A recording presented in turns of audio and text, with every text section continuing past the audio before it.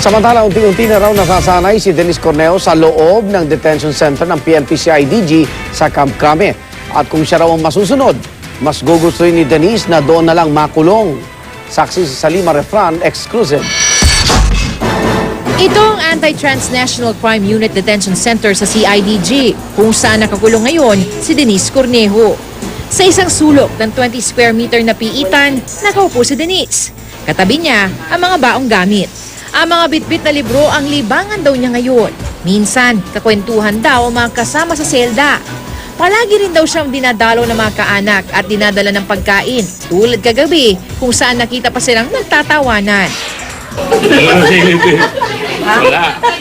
She's one of the inmates here.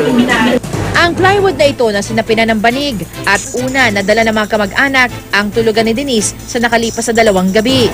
Sabi ni Denise, mahirap man daw ang sitwasyon, unti-unti naman daw siyang nakakapag-adjust sa bagong buhay. Kumpara sa ibang kulungan, 10 kababaihan lang ang kasama ni Denise sa buong selda. Mababait daw mga ito na ang kadalasang kaso ay human trafficking. Mainit sa loob, pero may 2 electric fan naman. 2:00 ng hapon yung kadalasang pinakamainit na panahon sa isang araw. At kung mainit sa labas, katunayan nasa 36 degrees Celsius, dito sa loob ng kulungan, mas mainit pa dahil nga kulob, walang kisame, at meron pang sumisingaw na hangin doon sa aircon. Kaya naman kahit ilang minuto ka pa lang dito sa loob, damang-dama mo na ang matinding init.